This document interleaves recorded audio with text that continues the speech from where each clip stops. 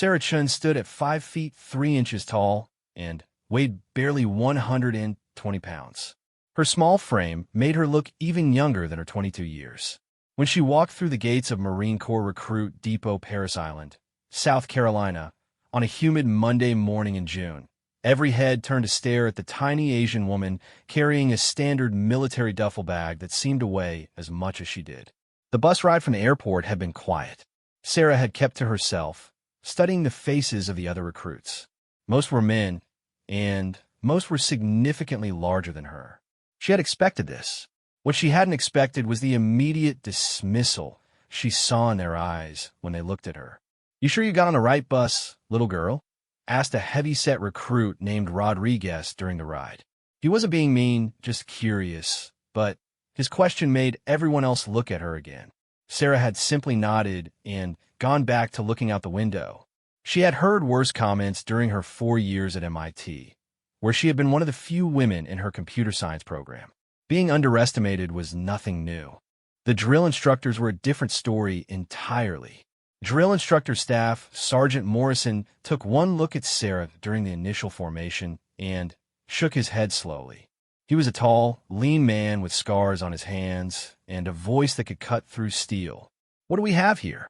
Morrison said, walking around Sarah like she was a museum exhibit. "Did somebody's little sister get lost on her way to cheerleader camp?" The other recruits snickered. Sarah kept her eyes straight ahead, standing as tall as she could manage. "I asked you a question, recruit," Morrison barked. "No, sir. I am here to become a United States Marine, sir." Morrison laughed, and it wasn't a pleasant sound. "A Marine?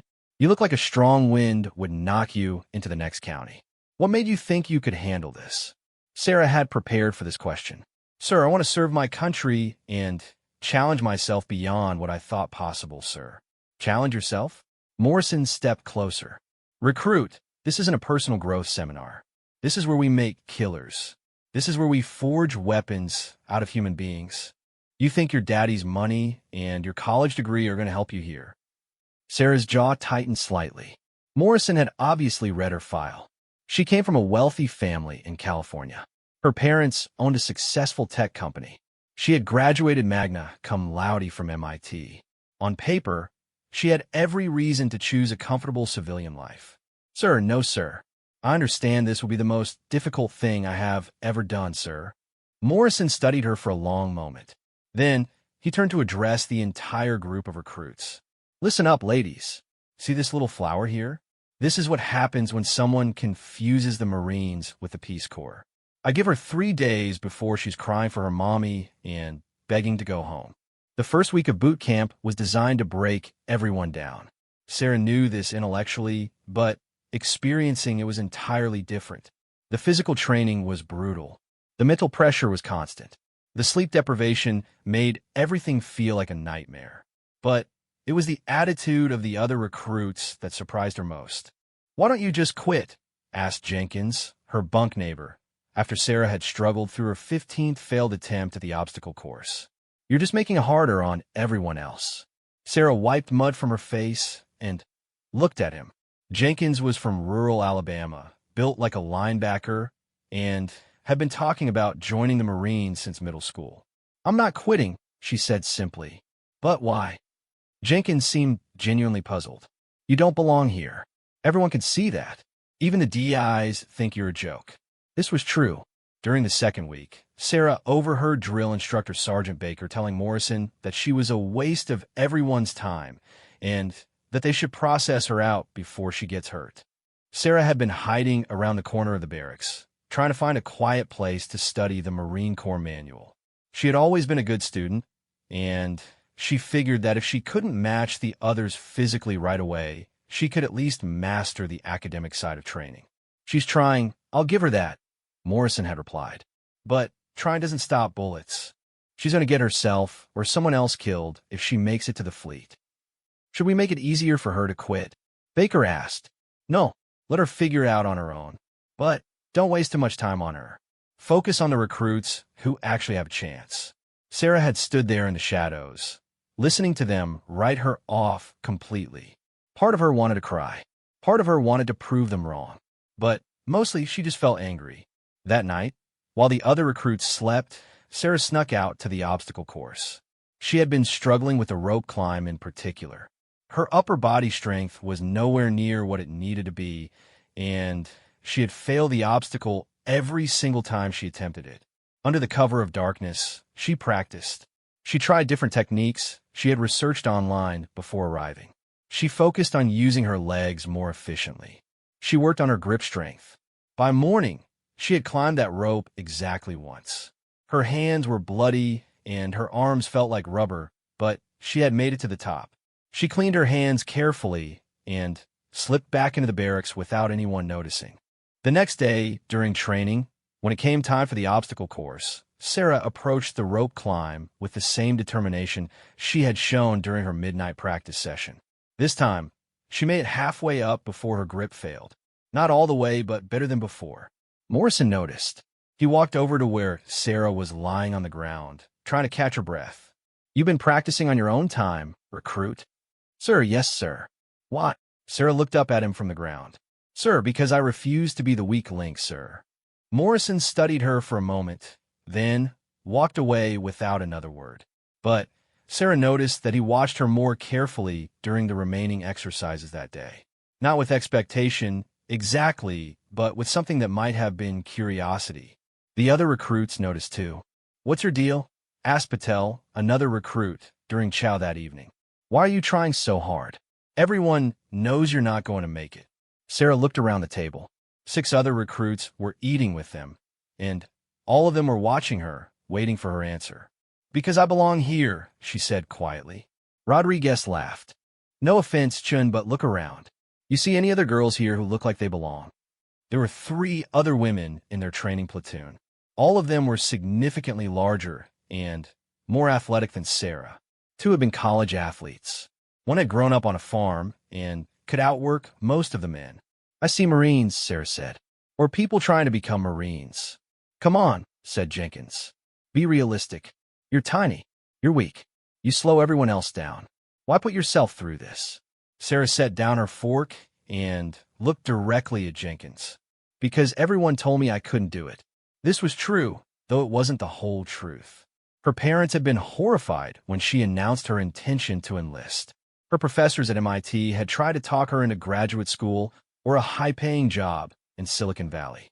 Her friends had assumed she was having some kind of breakdown, but there was more to it than simple stubbornness.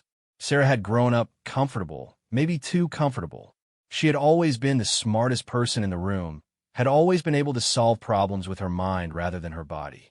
She wanted to know what she was really made of when everything was stripped away. The Marines seemed like the best place to find out. "That's the dumbest reason I've ever heard," said Patel. "Maybe," Sarah agreed. "But it's my reason." After dinner, Sarah went back to her bunk and pulled out a notebook. She had been keeping detailed records of her progress in every area of training. Physical fitness scores, marksmanship results, academic test grades, times for various exercises. The numbers weren't good, but they were improving slowly. More importantly, she was identifying patterns. She learned better at certain times of day. Her physical performance was better when she ate specific foods. She responded better to certain types of motivation than others. Sarah had always approached problems systematically, and she was applying the same methodology to Marine Corps training. She might not be the strongest or the fastest, but she could be the most prepared. She was still writing when Jenkins appeared beside her bunk. "What are you doing?" "Studying. We don't have any tests tomorrow." Sarah looked up at him. "I'm studying everything. Every mistake I make, every improvement, every pattern I can identify that might help me get better." Jenkins stared at the notebook, which was filled with detailed charts and graphs. "You're crazy." "Probably. Why don't you put that much effort into something that might actually work? Like finding a way to transfer to a different program? The Air Force might be more your speed." Sarah closed the notebook. "Because I didn't come here to find the easy path. I came here to become a Marine." Jenkins shook his head and walked away, but Sarah noticed that several other recruits had been listening to their conversation. Some looked at her with pity, others with annoyance, but a few seemed almost impressed by her stubbornness. The next morning brought the combat fitness test. This was the moment Sarah had been dreading most. The test consisted of an 880-yard run, ammunition can lifts, and a 300-yard shuttle run. Sarah had been practicing each component, but her times were still well below the minimum standards. As the recruits lined up for the test, Morrison walked down the line, offering last-minute advice to various recruits. When he reached Sarah, he stopped. "You ready for this, Chun?" "Sir, I will do my best, sir." "Your best isn't going to be good enough. You know that, right?" Sarah looked straight ahead. "Sir, I understand the standards, sir." "Do you? Because if you fail this test, you're gone. No second chances, no extra time, no special consideration. You fail, you're on a bus home tomorrow." "Sir, yes, sir." Morrison leaned closer. "So let me ask you one more time. Are you ready to quit now and save everyone the trouble?" Sarah finally looked directly at him. "Sir, I am ready to take the test, sir." Morrison held her gaze for a few seconds, then moved on to the next recruit. The 880-yard run came first. Sarah had never been a natural runner, but she had been working on her pace and breathing. She started conservatively, keeping herself in the middle of the pack. As they approached the halfway point, several recruits began to pull ahead. Sarah could hear her heart pounding, could feel her lungs burning, but she maintained her pace. She had calculated exactly what time she needed to achieve to pass, and she was running to hit that number, not to compete with the others. In the final 200 yards, Sarah found another gear she didn't know she had. Maybe it was adrenaline, maybe it was desperation, but she managed to close the gap with several recruits who had been ahead of her. She crossed the finish line and immediately bent over, gasping for air. When Morrison called out her time, she looked up in surprise. She had passed. Not by much, but she had passed. The ammunition can lifts were next. This exercise involved lifting two 30-pound cans overhead as many times as possible in 2 minutes. Sarah's upper body strength was still her biggest weakness, but she had been working on her technique. Rather than trying to muscle the cans up with her arms, Sarah focused on using her legs and core. She kept her movements efficient and steady, not trying to match the rapid pace of the stronger recruits, but maintaining consistency. When time was called, Sarah had met the minimum standard exactly. The final event was the 300-yard shuttle run. This was a test of speed and agility, requiring recruits to sprint back and forth between two lines while picking up and carrying ammunition cans. Sarah approached this event with the same methodical strategy she had used for everything else. She had practiced the exact movements dozens of times, working on the most efficient way to pick up and carry the cans, the best technique for turning at each line. Her time wasn't impressive, but it was good enough. When all 3 events were complete, Sarah stood with the other recruits waiting for the final results.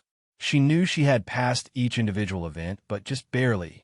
There was no room for error, no cushion for a bad day. Morrison read the results aloud. When he reached Sarah's name, he paused. "Chun, overall score, minimum acceptable standard." A few recruits snickered, but Sarah felt a surge of relief and pride. She had passed. Against all expectations, including many of her own, she had passed. After the formation was dismissed, Sarah started walking back to the barracks. She was exhausted, sore, and emotionally drained, but she had survived another day. "Hey, Chun." She turned to see Rodriguez jogging to catch up with her. "Good job today," he said. "Thank you. I mean it. I didn't think you were going to make it through that test." Sarah nodded. "Neither did I, honestly." Rodriguez walked beside her in silence for a moment. "Look, I still think you're crazy for being here. But I respect what you're doing. Takes guts." "Thanks, Rodriguez. That means something. Just don't expect it to get easier from here. Today was nothing compared to what's coming." Sarah looked ahead toward the barracks where the other recruits were already gathering for the next phase of training. "I know, but I'm still here," Rodriguez said with what might have been the beginning of a smile. "You are." That night, Sarah updated her notebook with the day's results and observations.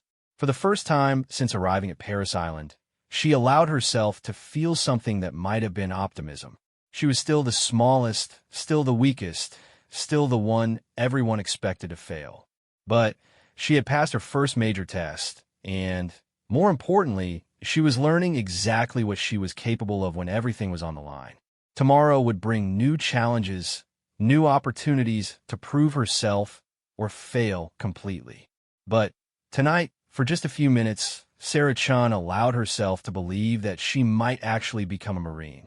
3 months later, Sarah Chun stood in formation at Marine combat training at Camp Geiger, North Carolina. She had survived boot camp, though just barely, and had earned the title of Marine. The eagle, globe, and anchor insignia on her uniform felt heavier than it should have, carrying with it the weight of everything she had endured to earn it. But if Sarah thought the worst was behind her, she was wrong. Combat training was different from boot camp, where Paris Island had been about breaking down civilians and building Marines. Camp Geiger was about teaching those new Marines how to fight and survive in combat. The physical demands were greater, the mental pressure more intense, and the consequences of failure more immediate. Sarah's company was assigned to Weapons Platoon 4, commanded by Staff Sergeant Marcus Williams, a veteran of 3 deployments to Afghanistan with a reputation for producing some of the best-trained Marines in the Corps. Williams was known for his high standards and his low tolerance for weakness. On the first day of training, Williams addressed the new arrivals. "Listen up, Marines. For the next month, this is your home, and I am your worst nightmare. Some of you think that because you made it through boot camp, you're ready for combat. You're wrong. Boot camp taught you how to march and follow orders. Here, we're going to teach you how to kill people and break things." Williams walked down the line, studying each Marine. When he reached Sarah, he stopped. Well, what do we have here?"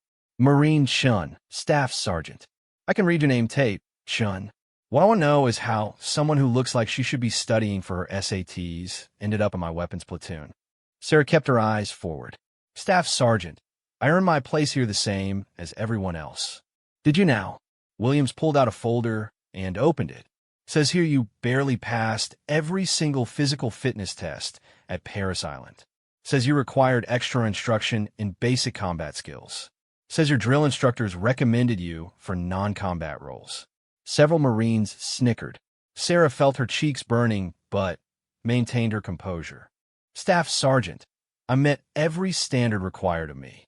Meeting minimum standards," Williams said, closing the folder, "is not the same as being ready for combat. In combat, Marines don't get extra time to figure things out. They don't get to practice until they get it right. They get it right the first time, or they die." Williams moved on to the next Marine, but Sarah could feel the weight of every other Marine's eyes on her. She had hoped that earning her title would mean a fresh start, a chance to prove herself without the baggage of her struggles in boot camp. Instead, it seemed like her reputation had followed her. After the initial briefing, the Marines were divided into squads. Sarah found herself assigned to Squad 3, led by Corporal James Mitchell, a tall, broad-shouldered Marine from Texas with pale blue eyes and a perpetual scowl. Her squad mates were Lance Corporal Tony Vasquez, a former high school wrestler from Arizona, Lance Corporal Derek Thompson, a farmer's son from Iowa built like a tree trunk, Private First Class Mike O'Brien, a street-smart kid from Boston with quick hands and a quicker mouth, and Private First Class Jason Burke, a quiet Marine from Montana who had grown up hunting and could shoot better than most instructors. They were all bigger than Sarah, all stronger, and all clearly skeptical about having her as a squad mate. "Great," muttered O'Brien as they gathered their gear. "We get stuck with a mascot." "Cut it out, O'Brien," said Mitchell, but his tone suggested he agreed with the sentiment. "Come on, Corporal," Vasquez said. "You saw her file. She's going to slow us down and get us all recycled." Sarah listened to this conversation while checking her rifle and pack. She had expected some resistance, but the casual way they discussed her, as if she wasn't there, was worse than open hostility. "I'm standing right here," she said quietly. "Yeah, we know," Thompson said. "That's the problem." Mitchell held up a hand to stop the chatter. "Look, Chun, nothing personal, but this isn't boot camp anymore. The training here is designed to simulate combat conditions. Marines depend on each other to stay alive. If you can't keep up, people get hurt." "I can keep up," Sarah said. Burke, who had been silent until now, looked at her with something that might have been sympathy. "Chun, you're what?" 5'3", 120 pounds? How about a little sister bigger than you? This isn't about being mean. This is about reality. Sarah shouldered her pack and checked her weapon one more time. Then, let's see what reality looks like. The first week of training focused on basic infantry skills, patrolling, immediate action drills, and small unit tactics. Sarah struggled with some of the physical demands, particularly during long ruck marches with full combat loads, but she kept up. More importantly, she began to demonstrate something her squad mates hadn't expected: tactical intelligence. During a squad movement exercise on the third day, Squad 3 was tasked with moving from point A to point B while avoiding simulated enemy contact. Mitchell had planned a route that followed a ridgeline, offering good observation but little concealment. "Corporal," Sarah said during the pre-movement briefing, "what if we take the low ground instead? The trees would give us better cover, and we could move faster." Mitchell looked at the map, then at Sarah. "The low ground puts us in a potential kill zone if we get spotted. But the ridgeline makes us visible for miles. And there's that open area we'd have to cross about halfway through. If this were real combat, we'd be silhouetted against the sky." O'Brien laughed. "Since when are you a tactical expert? Chun, you've been to war college while we weren't looking." Sarah ignored him and continued addressing Mitchell. "I'm just saying, maybe we should consider alternatives." Mitchell studied the map for a long moment. "We'll stick with the original plan." The exercise went badly. Squad 3 was killed by opposing force role players when they were spotted crossing the open area Sarah had identified. During the after-action review, the instructor specifically mentioned that the squad had failed to properly analyze their route selection. "Any of you Marines want to explain to me why you chose to move along terrain that offered no concealment?" asked Gunnery Sergeant Roberts, the lead instructor. The squad stood in silence. Mitchell finally spoke up. "Gunny, we thought the high ground would give us better observation of potential threats. And what good does observation do you if the enemy can observe you just as easily?" Roberts asked. "Chun, what would you have done differently?" Sarah glanced at Mitchell, who nodded slightly. "Gunny, I would have considered using the tree line in the valley. It would have provided concealment and allowed for faster movement. The risk of walking into a kill zone could have been mitigated by proper reconnaissance and the use of bounds." Roberts nodded approvingly. "Exactly. Mitchell, next time, listen to your Marines. Good ideas can come from anywhere." After the review, the squad gathered their gear in uncomfortable silence. Finally, Vasquez spoke up. "Okay, Chin, maybe you know something about reading maps. But that doesn't mean you can carry your weight when things get physical." "We'll see," Sarah replied. The next test came during the Combat Fitness Challenge, a grueling course that combined obstacle navigation, combat shooting, and casualty evacuation. Squads were timed as a unit, and every Marine had to complete every task before the squad could move to the next obstacle. Sarah knew this was her make-or-break moment. If she slowed down her squad significantly, any tactical knowledge she might possess would be irrelevant. They would find a way to get rid of her. The course began with a 400-meter sprint to the first obstacle, a series of barriers that had to be crossed while carrying full combat loads. Sarah had been practicing her climbing techniques during every free moment, working on efficiency rather than speed. She fell behind the others initially, but managed to keep the gap from growing too large. Her technique was better than her raw strength, and she made up time by not having to repeat obstacles the way some of the larger Marines did when they tried to muscle through rather than think through the challenges. The second obstacle was a combat shooting scenario. Marines had to engage targets at various ranges while moving through a complex course. Sarah had always been a good marksman, and this was where she began to close the gap with her squad mates. While Thompson and O'Brien rushed through their shots and had to repeat several sequences, Sarah took her time, engaged each target methodically, and achieved clean kills on her first attempt. Burke, the best natural shooter in the squad, noticed. "Nice shooting, Chun," he said as they moved to the next obstacle. "Thanks." The final challenge was a casualty evacuation scenario. One member of each squad was designated as wounded and had to be carried 200 meters to a safe position. The wounded Marine wore additional weight to simulate gear and weapons. Mitchell was designated as their casualty, all 190 pounds of him, plus an additional 60 pounds of simulated equipment. "This is where we're screwed," muttered Vasquez. "No way Chun can carry her share of this load." Sarah looked at Mitchell, then at the evacuation route. "What if we don't carry him the traditional way?" "What do you mean?" Thompson asked. Sarah pointed to a rope hanging from a tree near the start point. "What if we rig an improvised stretcher using that rope and a couple of branches? We could distribute his weight more evenly and move faster." "That's not how it's done," O'Brien said. "The instructions said, get the casualty to safety," Sarah replied. "They didn't specify how." Mitchell, lying on the ground playing dead, opened one eye. "Try it." Working quickly, Sarah showed the others how to create an improvised stretcher using the rope and 2 strong branches.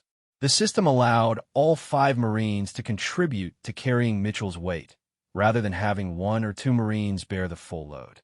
Squad 3 completed the casualty evacuation in the second fastest time of the day. During the debrief, Gunnery Sergeant Roberts specifically praised their improvised solution. "This is what we want to see, Marines. Tactical thinking, adaptation, and teamwork. Well done." As they walked back to the barracks, Vasquez fell into step beside Sarah. "Okay, Chun, that was pretty smart thinking back there. Just try to contribute. Maybe we were wrong about a few things." Thompson overheard and grunted agreement. "You're still tiny, but you've got a brain. That's something, I guess." Sarah smiled slightly.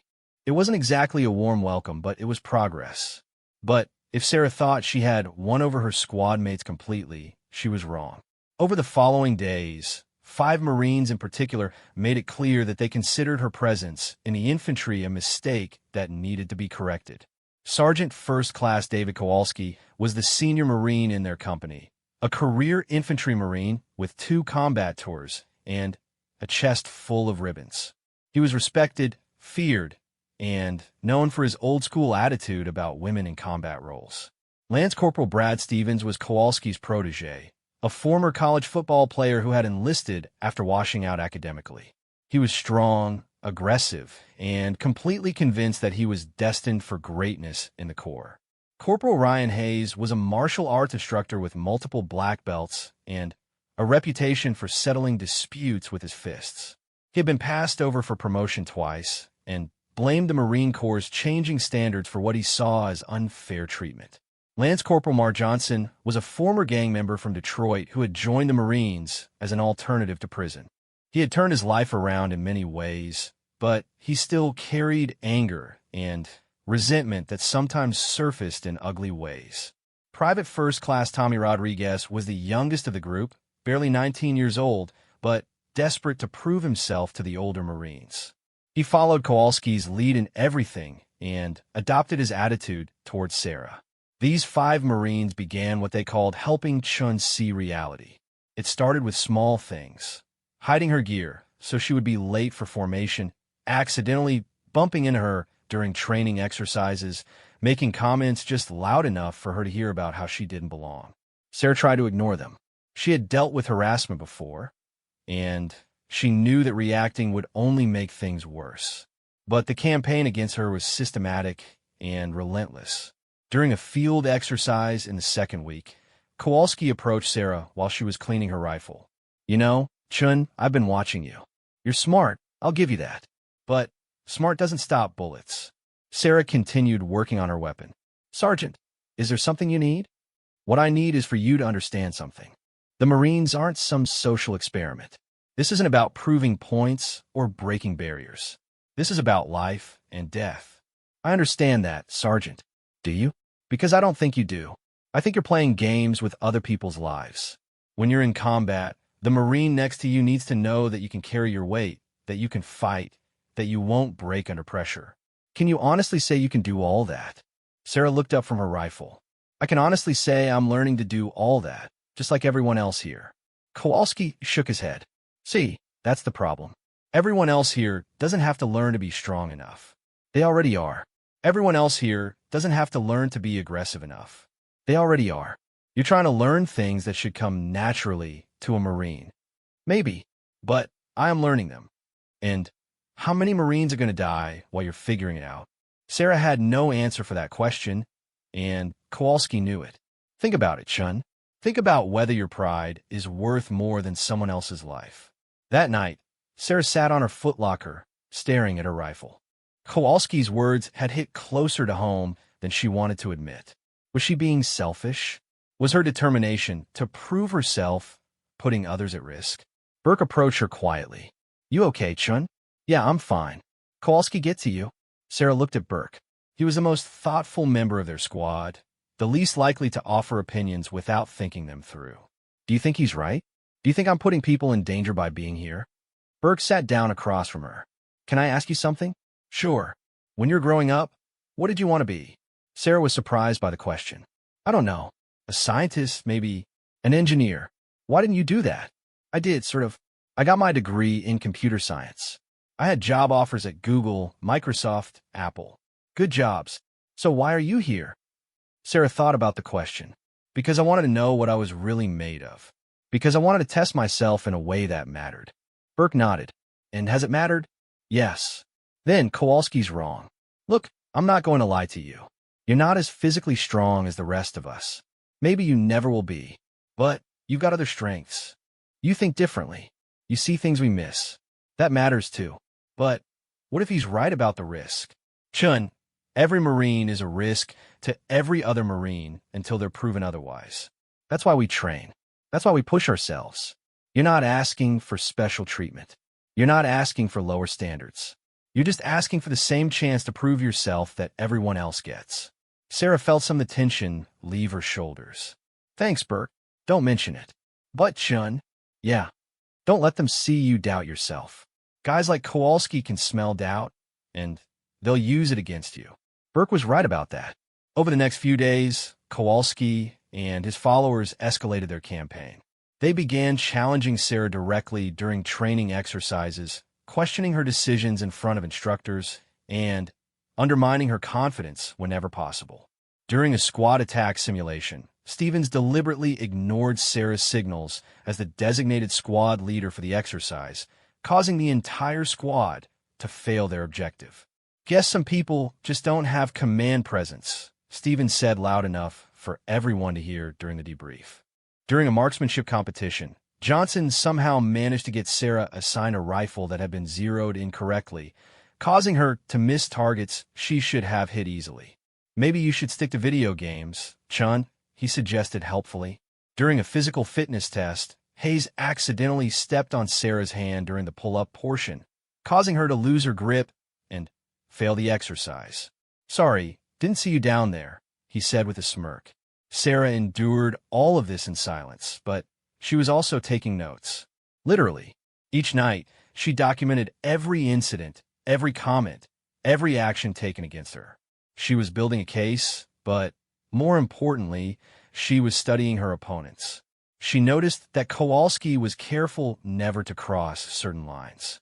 He was too experienced to do anything that could result in formal charges. Stevens was less careful, but usually had cover from the others. Hayes was the most dangerous because he was willing to use physical intimidation. Johnson was cruel, but ultimately a follower. Rodriguez was just trying to impress the others and might be turned if the situation changed. Sarah was learning to fight a different kind of battle, one that required patience, intelligence, and strategic thinking. She was also preparing for the possibility that the situation might escalate beyond what she could handle through passive resistance. Because Burke was right about one thing. Guys like Kowalski could smell doubt. But what he hadn't mentioned was that they could also sense fear. And Sarah Chun was done being afraid. The breaking point came during the final field exercise of the combat training course. The exercise was designed to test everything the Marines had learned over the previous 3 weeks: small unit tactics, marksmanship, physical fitness, and ability to operate under stress. Sarah's squad was assigned to a 72-hour field problem that would determine their final grades and, more importantly, their assignments after graduation. Success could mean assignment to a prestigious unit or specialized training. Failure could mean a return to the beginning of the course or assignment to a non-combat role. The exercise began before dawn on a cold Tuesday morning. Each squad was given a series of objectives to complete across a 20-square-mile training area. They would be operating with minimal instructor supervision, forced to rely on their own skills and judgment. Squad 3 had been assigned to secure and hold Hill 394, a strategic position overlooking a simulated enemy supply route. Intelligence reports indicated that opposition forces would attempt to retake the hill within 48 hours, and the squad needed to be prepared to defend their position while continuing to gather intelligence on enemy movements. Sarah had been designated as the squad's communications specialist, responsible for maintaining contact with higher headquarters and coordinating with other units in the area. It was a critical role, but one that Kowalski and his followers saw as evidence that she was being protected from more dangerous assignments. "Look at that," Stevens said as the squad prepared to move out. "Princess Chan gets to play with radios while the rest of us do the real work." Sarah checked her radio equipment methodically, ignoring the comment. She had learned that responding to every provocation only encouraged more harassment. But Hayes wasn't content to let it go. "I'm serious, Chun. When are you going to stop hiding behind special treatment and prove you can handle a real Marine's job?" This time, Sarah looked up from her gear. "What do you want me to say, Hayes? I want you to admit that you don't belong here. I want you to admit that you're putting the rest of us at risk because you're too stubborn to accept reality." Mitchell intervened before Sarah could respond. "Hayes, shut up and focus on your own gear. We move out in 5 minutes."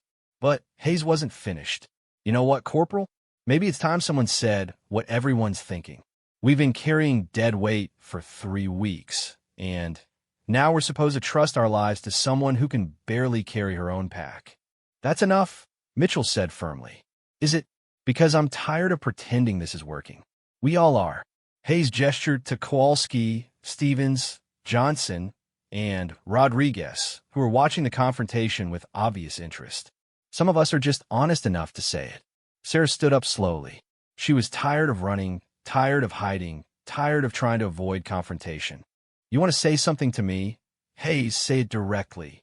Hayes smiled, clearly pleased that he had finally gotten a reaction. "Okay, I will. You're weak, you're slow, and you're going to get someone killed. You don't have the physical strength to handle combat. You don't have the mental toughness to handle pressure, and you sure as hell don't have the killer instinct to handle war. You're a liability, and everyone knows it." The rest of the squad had stopped what they were doing to watch this confrontation. Burke looked uncomfortable. Vasquez seemed torn between supporting his squad mate and avoiding trouble. Thompson was carefully neutral, and O'Brien appeared to be enjoying the drama. "Are you finished?" Sarah asked. "Not even close. You want to know what really bothers me about you, Chin? It's not that you're weak. Weak people wash out on their own. It's that you're selfish. You're so worried about proving some stupid point that you don't care who pays the price for your stubbornness." Sarah felt something shift inside her. Hayes had just crossed a line she hadn't even known existed. Questioning her strength was one thing. Questioning her commitment to her fellow Marines was something else entirely. "You think I'm selfish?" she said quietly. "I know you are. You think I don't care about the Marines around me?" Hayes stepped closer, clearly sensing he had found a weak spot. "I think you care more about your own ego than about anyone else's safety." Sarah nodded slowly. "Okay, I hear what you're saying. Good. Maybe now you'll, and I think you're wrong," Sarah continued. "But I also think there's only one way to settle this." "What's that supposed to mean?" Sarah shouldered her pack and picked up her rifle. "It means let's see who's right. The exercise starts now. For the next 72 hours, you're going to get exactly what you asked for. No special treatment, no protection, no holding back. You want to see what I'm really made of? You're going to get your chance." Hayes grinned. "Is that a threat, Chun?" "It's a promise." Mitchell stepped between them. "All right, both of you knock it off. We've got a job to do, and this macho bullshit isn't helping anyone." But Sarah could see that something had changed in the dynamic. Kowalski was watching her with new interest. Stevens looked almost excited, and Hayes seemed pleased that he had finally pushed her to a breaking point. What none of them realized was that Sarah hadn't lost control. She had made a decision. The first phase of the exercise involved a 6-mile approach march to Hill 394. The terrain was rough, consisting of steep ridges, dense woods, and several stream crossings. Each Marine was carrying a full combat load: weapon, ammunition, food, water, and specialized equipment. Sarah had been dreading this portion of the exercise. Long ruck marches with heavy loads remained her greatest weakness, and she knew that Kowalski and his followers would be watching for any sign that she was struggling. But over the past 3 weeks, Sarah had been training during every spare moment. Not just physical training, but mental training. She had studied efficient walking techniques, proper weight distribution, and energy conservation methods. She had also been gradually increasing the weight of her training loads, preparing her body for exactly this type of challenge. 20 minutes into the march, as the squad climbed a particularly steep ridge, Johnson began breathing heavily. "Damn, this pack is killing me," he muttered. Sarah, who was maintaining a steady pace just behind Mitchell, glanced back at Johnson. His face was red, and he was already sweating heavily despite the cool morning air. "Maybe you shouldn't have spent so much time talking and more time training," she said quietly. It was the first shot fired in what would become a very different kind of battle. Hayes, who was walking near Johnson, heard the comment. "What did you say, Chun?" "I said maybe some people should spend less time running their mouths and more time preparing for the mission. You got something specific you want to say?" Sarah stopped walking and turned to face Hayes. The rest of the squad stopped as well, sensing that the tension was about to boil over. "Yeah, Edal. For 3 weeks, you and your friends have been telling me I can't hack it as a Marine. You've been questioning my strength, my commitment, and my ability to contribute to this squad. Well, here's your chance to prove it. Let's see who's still standing at the end of this exercise." Kowalski stepped forward. "Chun, you sure you want to go down this road?" "I'm sure. You've all been so concerned about my ability to carry my weight. Let's find out if you can carry yours." Stevens laughed. "This ought to be good. Little girl thinks she can outperform real Marines." "We'll see," Sarah replied. Mitchell tried to regain control of the situation. "That's enough, everyone. We've got a mission to accomplish, and this personal drama is going to interfere with our ability to complete it successfully." "Actually, Corporal," Sarah said, "I think this personal drama might be exactly what we need to settle once and for all." "What are you suggesting?" Sarah looked around at her squad mates, making eye contact with each of them. "I'm suggesting we make this interesting. Whoever performs best during this exercise gets to decide how the squad operates from here on out. No more complaints, no more harassment, no more questioning each other's abilities." "And how exactly do we measure performance?" Kowalski asked. "Overall mission accomplishment. Who contributes most to the squad's success? The instructors will evaluate us on everything: physical performance, tactical knowledge, leadership, teamwork. Whoever scores highest wins." Hayes was grinning now. "You're on, Chun. But when you lose, you agree to request a transfer to a non-combat role." "And when I win," Sarah replied, "you agree to treat me as an equal member of this squad." "You're not going to win," Stevens said confidently. "We'll see." The march resumed, but the atmosphere had changed completely. What had been a training exercise was now competition, and everyone knew it. Sarah settled into a steady rhythm, focusing on her breathing and pace. She had calculated exactly what speed she needed to maintain to reach Hill 394 on schedule, and she was determined not to deviate from that plan regardless of what the others did. Behind her, she could hear Johnson still struggling with his pack. Ahead of her, Hayes was setting a pace that was clearly faster than necessary, trying to prove his superior fitness. "Hayes is going to burn himself out," Burke said quietly to Sarah as they navigated a particularly rocky section of trail. "I hope so," Sarah replied. "You really think you can beat them?" Sarah glanced at Burke. He was the one member of the squad who had consistently treated her fairly, and she owed him an honest answer. "I think they're making the same mistake everyone always makes with me, which is they're assuming physical strength is the only thing that matters." 2 hours into the march, Hayes was still setting an aggressive pace, but Sarah noticed that he was beginning to show signs of fatigue. His steps were becoming less precise, and he was starting to favor his left leg slightly. Johnson, meanwhile, was falling further behind. Rodriguez was staying with him, but both Marines were clearly struggling. Stevens was keeping pace with Hayes, but he was breathing much harder than he should have been for someone of his supposed fitness level. Only Kowalski seemed to be maintaining his energy efficiently, setting a steady pace and showing no signs of distress. Sarah continued at her planned pace, neither trying to keep up with the leaders nor slowing down for the stragglers. She had learned long ago that in endurance challenges, consistency beats speed almost every time. At the halfway point of the march, Mitchell called a brief halt for water and equipment checks. The squad gathered in a small clearing beside a stream, and the divisions were clearly visible. Hayes and Stevens were breathing hard but trying to hide it. Johnson was exhausted, his face pale and sweaty. Rodriguez looked concerned about his teammate. Kowalski appeared fresh and alert. Burke, Vasquez, Thompson, and O'Brien were somewhere in the middle, tired but functional. Sarah used a break to check her gear methodically, drink water, and eat a small snack. She had planned her nutrition carefully, knowing that maintaining energy over 72 hours would require careful management of food and water intake. "How are you holding up, Chun?" Kowalski asked, approaching her during the break. "Fine, Sergeant. You. Good. You seem different today." "Doi." Kowalski studied her for a moment. "Yeah, more focused, more determined. I'm curious to see how this plays out. You won't have to wait long."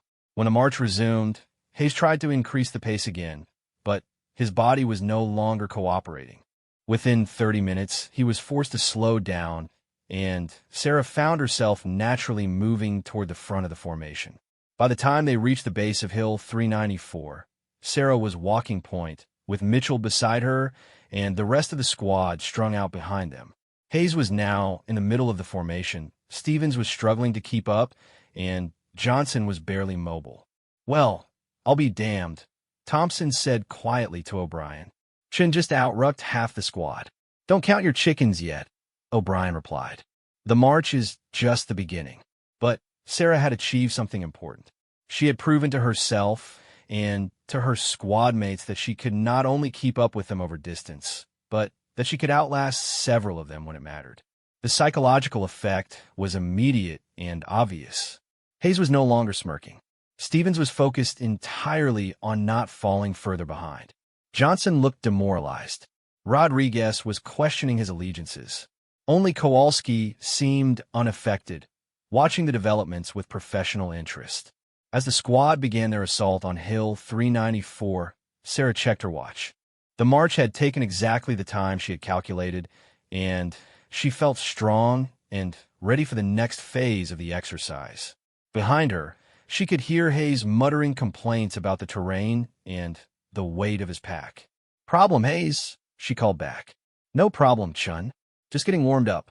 "Good," Sarah replied, "because we're just getting started." Hill 394 was a steep, rocky elevation about 300 feet high, covered with thick woods and offering excellent observation over the surrounding area. The squad's mission was to establish defensive positions, set up observation posts, and prepare for the simulated enemy counterattack that intelligence reports said was coming. Sarah took point as the squad began their ascent, moving carefully through the trees and using proper tactical movement techniques. Behind her, she could hear the others following, but several of them were making more noise than necessary. Halfway up the hill, Sarah held up her hand to signal halt. She had heard something that the others had missed, voices coming from somewhere ahead of them. She motioned for the squad to take cover, then moved forward carefully to investigate. Through the trees, she could see 3 opposition force members setting up what appeared to be an observation post on the summit of Hill 394. The enemy had beaten them to their objective. Sarah moved back to where Mitchell was waiting. "Corporal, we've got a problem. Op 4 is already on the hill." Mitchell took out his binoculars and moved forward to confirm Sarah's observation. When he returned, his expression was grim. "She's right. 3 Op 4 members on the summit, probably more we can't see. This just got a lot more complicated.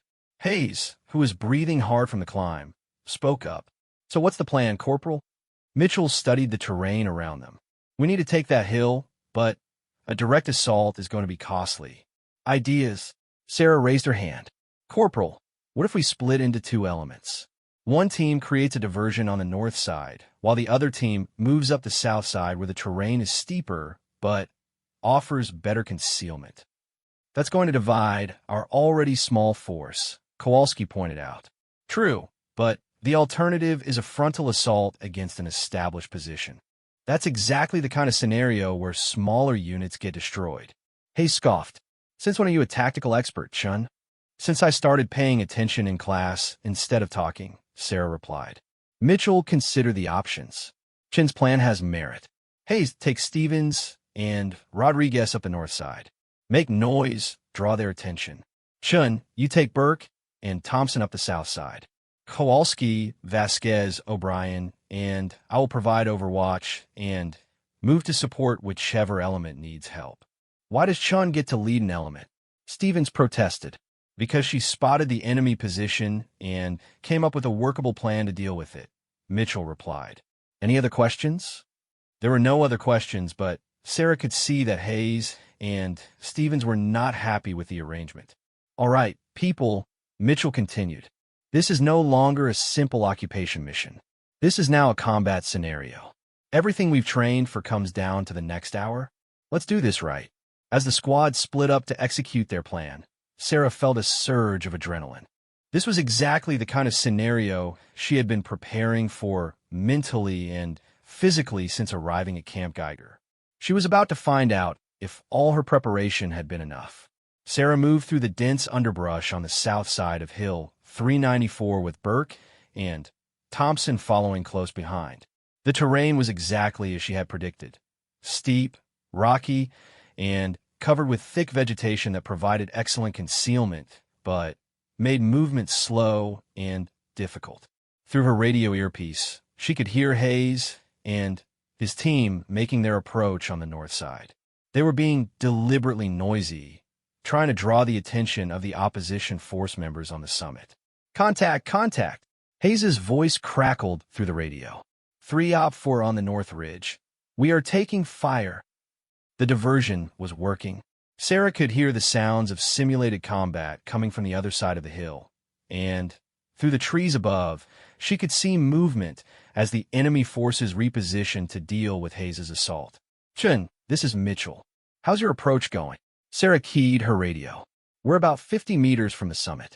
Enemy forces appear to be focused on the north side. Requesting permission to continue assault. Permission granted. Execute when ready. Sarah looked back at Burke and Thompson. Both Marines were alert and ready, their weapons trained upward toward the summit. Okay, here's the plan, Sarah whispered. I'm going to move up and identify exact enemy positions. Burke, you take the left flank. Thompson, you hold the center and provide cover fire when I give the signal.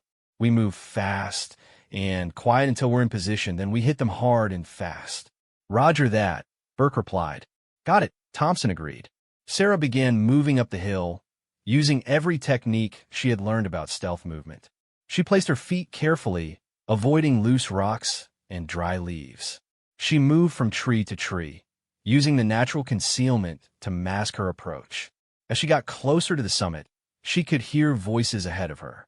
The OPFOR members were focused on the firefight on the north side and had no idea that another assault team was approaching from behind.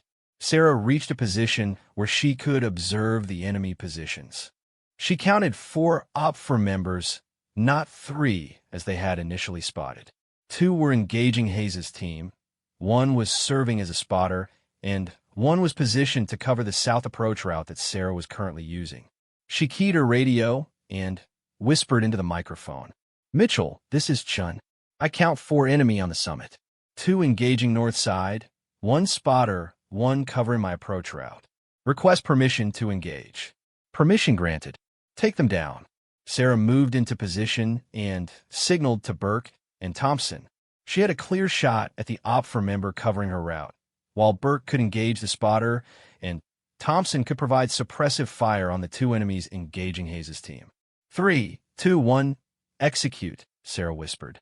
All three Marines fired simultaneously.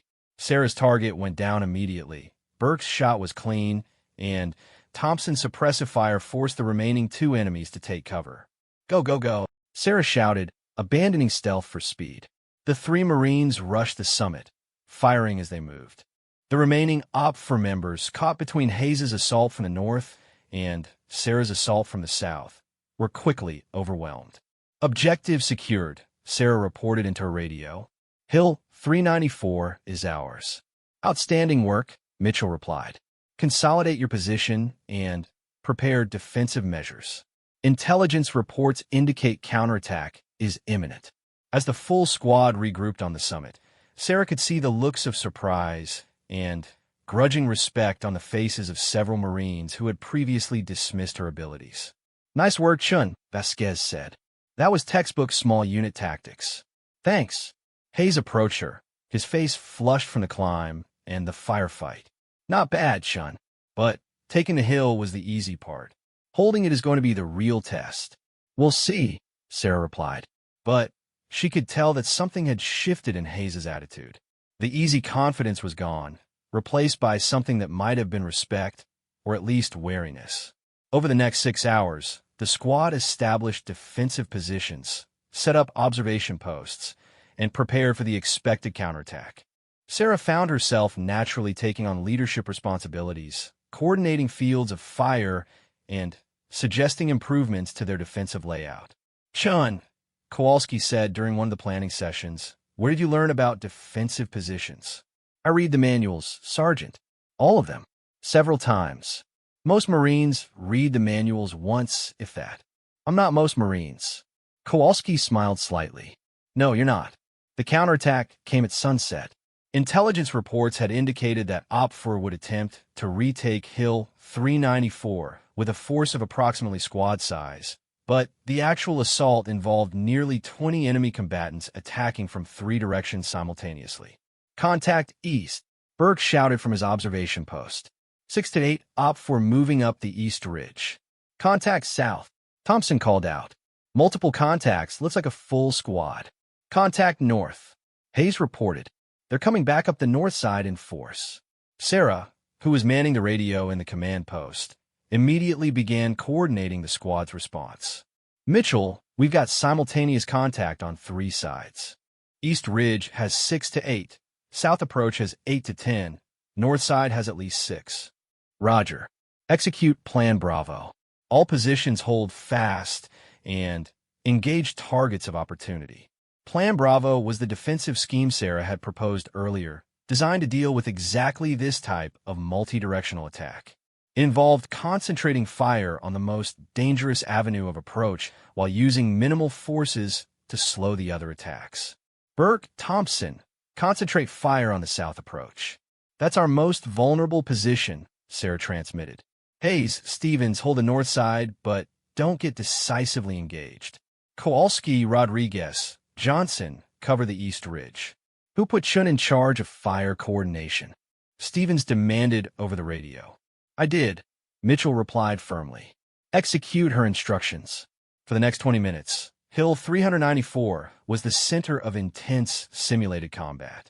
The OPFOR attacked with determination and skill, using fire and movement techniques to advance on all 3 approaches simultaneously.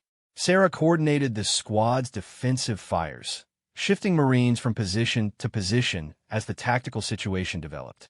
When the south approach became critical, she sent Burke and O'Brien to reinforce Thompson.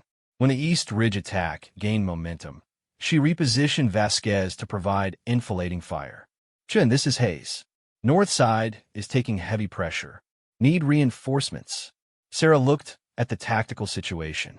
The north side was under pressure, but the south approach was still the most dangerous avenue of approach. If that position fell, the entire defensive position would collapse. Hayes, hold what you've got. Reinforcements coming in 2 minutes. I need them now. 2 minutes, Sarah repeated. She turned to Mitchell. Corporal, recommend we shift Kowalski and Rodriguez from East Ridge to support north side. East Ridge attack appears to be a supporting effort. Mitchell looked at the tactical display Sarah had been maintaining on his map. Concur. Execute. Kowalski, Rodriguez, displaced to north side immediately. East Ridge is now covered by Vasquez only. The repositioning was completed just as the OPFOR launched their main assault on the north side. With Kowalski and Rodriguez providing additional firepower, Hayes' position held. 5 minutes later, the OPFOR broke contact and withdrew. Ceasefire, ceasefire, Mitchell transmitted. OPFOR is withdrawing. All positions report status. North side, no casualties, good on ammo. South side, no casualties, good on ammo. East Ridge, no casualties, good on ammo. Outstanding, Mitchell said. Chun, that was exceptional fire coordination. You kept us from being overwhelmed. As the squad consolidated their position and prepared for possible follow-on attacks, Sarah noticed that Hayes was looking at her with an expression she had never seen before. Genuine respect. Chun, he said, approaching her position. I owe you an apology. Do you? Yeah, I do. That was some of the best tactical thinking I've ever seen from a new Marine. You probably saved our asses out there. Sarah nodded. Thank you. I mean it. I was wrong about you. We all were. Stevens, who had been listening to this conversation, approached as well. Chun, I want to apologize too. I've been a complete ass to you since day one, and you didn't deserve that. Johnson and Rodriguez joined the group, both looking uncomfortable but determined. We're sorry too, Johnson said. We acted like idiots. Yeah, Rodriguez agreed. We should have given you a chance from the beginning.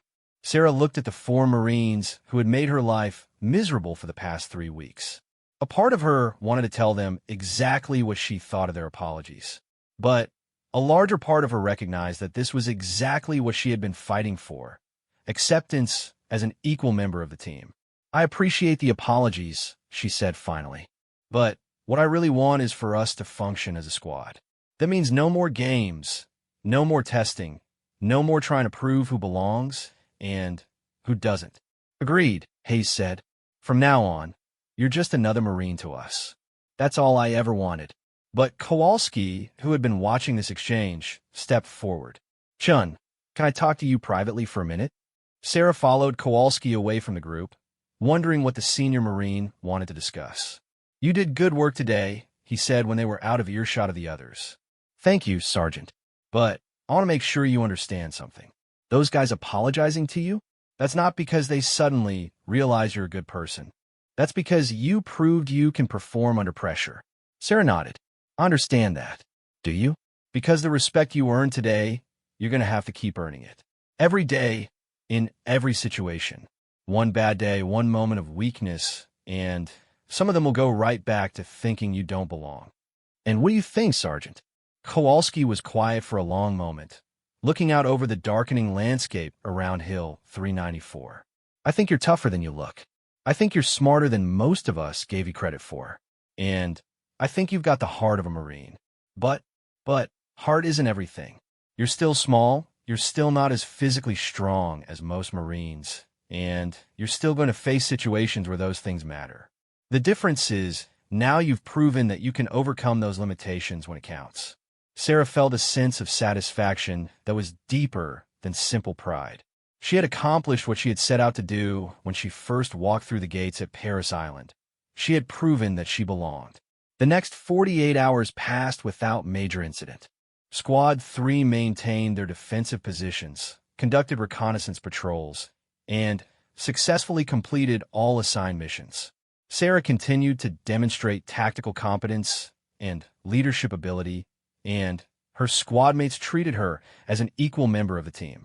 When the exercise concluded and the squad returned to Camp Geiger, they were informed that Squad 3 had received the highest overall rating of any squad in the company. More specifically, their defensive action on Hill 394 was cited as a textbook example of small unit tactics and fire coordination. During the final debrief, Gunnery Sergeant Roberts addressed the squad. Marines, you performed exceptionally during this exercise. Your tactical planning was sound, your execution was professional, and your adaptation to changing circumstances was exemplary. In particular, I want to commend Marine Shun for her outstanding performance as fire coordinator during the defensive action. Her tactical thinking and communication skills were instrumental in your success. Sarah felt a surge of pride, but it was different from the satisfaction of individual achievement. This was the pride of being recognized as a contributing member of a team. After the debrief, the squad gathered their gear and prepared to return to the barracks. As they walked across the base, Burke fell in a step beside Sarah. So how does it feel? How does what feel? Being a Marine. A real Marine. Sarah thought about the question. I've been a Marine since I graduated from Paris Island.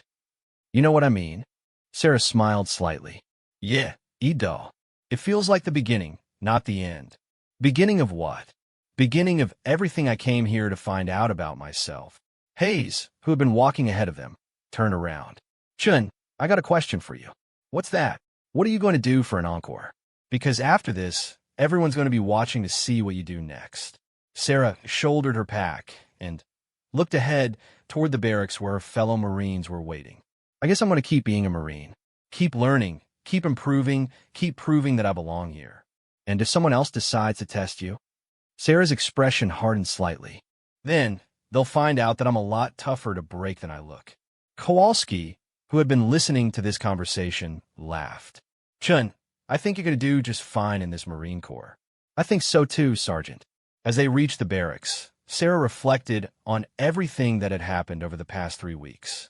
She had faced down her doubts, overcome physical limitations, outmaneuvered opponents who underestimated her, and earned the respect of Marines who had initially considered her a liability.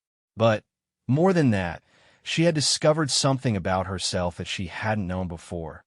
When everything was on the line, when failure meant not just personal disappointment, but letting down the people depending on her, she was capable of rising to meet any challenge. 3 months later, Sarah Chun graduated from Marine combat training with honors and was assigned to the 2nd Battalion, 1st Marines, based at Camp Pendleton, California. Her reputation had preceded her, and she was welcomed into her new unit not as a curiosity or an experiment, but as a proven Marine. The 5 Marines who had initially opposed her also graduated and received their assignments. Hayes was assigned to a different battalion and sent to advanced infantry training. Stevens was assigned to a logistics unit. Johnson and Rodriguez were assigned to the same unit as Sarah, where they served under her leadership when she was promoted to team leader 6 months later. Kowalski retired from the Marine Corps after 20 years of service and went on to become a drill instructor, where he used Sarah's story as an example of what Marines could accomplish when they refused to accept limitations imposed by others. But Sarah's story was just beginning. Over the following years, she would deploy to Afghanistan, earn a Bronze Star for valor during combat operations, complete officer training, and eventually command her own company of Marines. She would face many more challenges, many more people who doubted her abilities, many more situations where she would have to prove herself all over again. But she would never again question whether she belonged, because she had learned the most important lesson of her Marine Corps career. Being a Marine wasn't about being the biggest or the strongest or the fastest. It was about being willing to do whatever it took to accomplish the mission and take care of the Marines around you. And Sarah Chun had proven that she could do exactly that.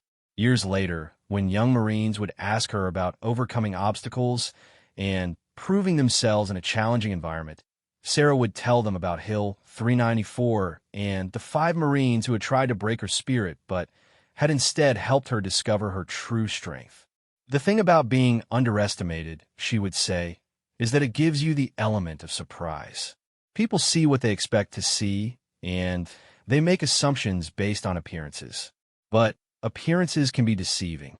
The smallest person in the room might be the toughest. The quietest person might be the most determined. The person everyone expects to fail might be the one who succeeds beyond anyone's imagination. But how do you know when you've proven yourself enough? They would ask. Sarah would smile and give them the same answer every time. You don't prove yourself once and then coast on that reputation. You prove yourself every single day, in every situation, with every decision you make. Being a Marine isn't about one moment of glory. It's about a lifetime of service, dedication, and commitment to something bigger than yourself. And then she would tell them the most important lesson of all. The people who try to break you down aren't your enemies. They're your teachers. They're showing you exactly what you need to overcome to become the person you're meant to be. Be grateful for them, because without them, you'll never know how strong you really are.